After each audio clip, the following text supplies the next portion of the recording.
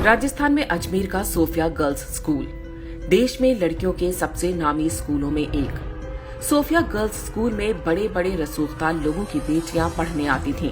राजस्थान के कई आईएएस और आईपीएस अधिकारियों की बेटियां भी यहीं पर पढ़ती थीं। शहर में रहने वाले एक लड़के ने स्कूल की 9वीं क्लास की एक छात्रा से दोस्ती कर ली। छुट्टी के बाद वो छात्रा लड़के के साथ घूमने फिरने जाने लगी। लड़के ने छात्रा की अश्लील फोटो खींच ली। इसके बाद जो कुछ हुआ वो देश में अपराध के इतिहास में एक काले अध्याय की तरह दर्ज है, लेकिन आज भी भारत में इसके बारे में बहुत कम लोगों को पता है। ये घटना है वर्ष 1992 की और इसे अजमेर सेक्स स्कैंडल के नाम से जाना जाता है। सोफिया कॉलेज की 9वीं क्लास की छात्रा से दोस्ती करने वाले युवक का नाम था फारूक चिश्ती। उसका परिवार अजमेर के ख्वाजा मोइनुद्दीन चिश्ती की दरगाह पर खादिम का काम करता था। फारूक चिश्ती अजमेर युवा कांग्रेस का अध्यक्ष भी था। छात्रा को प्रेम जाल में फंसाने के बाद फारूक चिश्ती ने उसकी अश्लील तस्वीरें ले ली और फिर ब्लैकमेल करना शुरू कर दिया। पहले छात्रा का यौन शोषण होता रहा, फिर उससे कॉलेज की दूसरी सहेलियों को लाने को कहा गया। एक के बाद एक लड़कियां इस जाल में फंसती गईं और इज्जत बचाने के लिए वो अपने साथ दूसरी लड़कियों को भी लाती गईं। कुछ से तो उनकी भाभी और बहनों को लाने को भी कहा गया था। पहले एक लड़की, फिर दूसरी और फिर तीसरी। बहुत जल्द ही इस गिरोह के जाल में लगभग 200 से अधिक हिंदू लड़कियां फंस चुकी थीं। अपुष्ट दावों के अनुसार लगभग 250 लड़कियां गिरोह के जाल में फंस चुकी थीं। ये लड़कियां किसी गरीब या मध्यम वर्गीय परिवारों की नहीं, बल्कि अजमेर के सबसे रईस परिवारों की थीं। यह सब कुछ होता रहा और किसी लड़की के घर वालों को भनक तक नहीं लगी।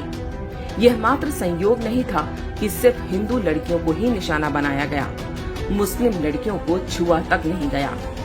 जिन लड़कियों से बलात्कार हुआ उनमें से अधिकांश 10वीं और 12वीं क्लास में पढ़ती थीं।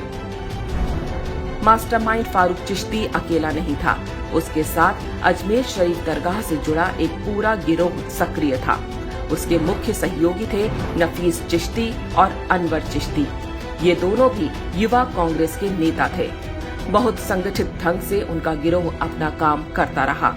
मजहबी और कांग्रेसी संरक्षण मिला हुआ था, इसलिए डरने की वैसे भी कोई बात नहीं थी। अजमेर के ही एक फार्म हाउस पर यह काम बड़े आराम के साथ चलता रहा।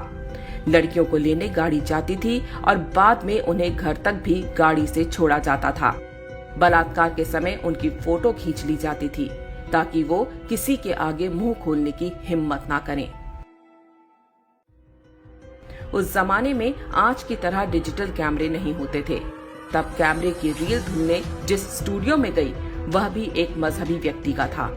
स्टूडियो वाला भी एक्स्ट्रा कॉपी निकालकर अलग से लड़कियों का यौन शोषण किया करता था।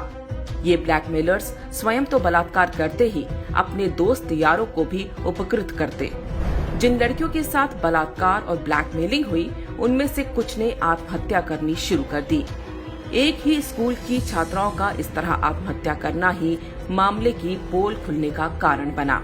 शुरू में पुलिस ने 8 आरोपियों को गिरफ्तार किया। समाज में बदनामी के डर से अधिकांश लड़कियों के परिवारों ने पुलिस में शिकायत दर्ज कराने से भी मना कर दिया। जो 12 लड़कियां हिम्मत करके पुलिस के पास गईं, उनमें से भी 10 बाद में पीछे हट गईं, क्योंकि आरोपी उन्हें धमकियां दिलवा रहे थे। बाकी बची 2 लड़कियों ने ही केस को आगे बढ़ाया। उन्होंने अकेले 16 आरोपियों की पहचान की। यह वो दौर था जब बलात्कार जैसे अपराधों में कड़ी सजा नहीं होती थी। घटना के 6 वर्ष बाद जिला न्यायालय ने 8 आरोपियों को उम्र कैद की सजा सुनाई, लेकिन मुख्य आरोपी फारूक चिश्ती ने खुद को मानसिक रोगी घोषित करवा लिया, जिससे उसके मुकदमे की सुनवाई लटक गई। जिन आरोपियों को उम्र कैद हुई थी उनकी भी सजा को 10 साल की जेल में बदल दिया गया। एक फरार आरोपी सलीम नफीस 19 वर्ष बाद साल 2012 में पकड़ा गया। बाद में वह भी जमानत पर छूट गया। जब इस बलात्कार कांड का भंडाफोड़ हुआ तो राजस्थान में कांग्रेस का पूरा सिस्टम आरोपियों को बचाने में जुट गया। जो भी सामने आता उसे डरा धमका कर चुप करा दिया जाता। कहा गया कि आरोपियों पर कार्रवाई हुई तो सांप्रदायिक माहौल खराब हो जाएगा। बलात्कारी एक मजहब विशेष के थे, इसलिए मोमबत्ती गैंग भी तब लड़कियों के बजाय बलात्कारियों के समर्थन में खड़ा हो गया था। सबका प्रयास यही था कि देश के लोगों को अजमेर की ख्वाजा मोइनुद्दीन चिश्ती की दरगाह की आड़ में हुए इस घिनौने और बर्बर कांड की कानों कान खबर न लगने पाए। उन्हें चिंता थी कि इससे दरगाह पर आने वाले हिंदुओं की संख्या कम हो सकती है। वास्तव में अजमेर गैंगरेप कांड की शुरुआत लव जिहाद से हुई थी। पूरी तरह से धार्मिक पहचान के आधार पर हिंदू लड़कियों को जाल में फंसाया गया।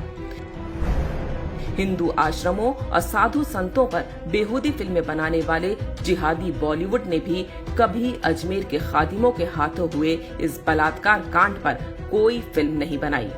अजमेर में मत्था टेकने के लिए जाने वाले हिंदू ना तो दरगाह के इतिहास के बारे में जानते हैं और ना यहाँ के खादिमों के हाथों हुए देश के सबसे बड़े बलात्कार कांड के बारे में।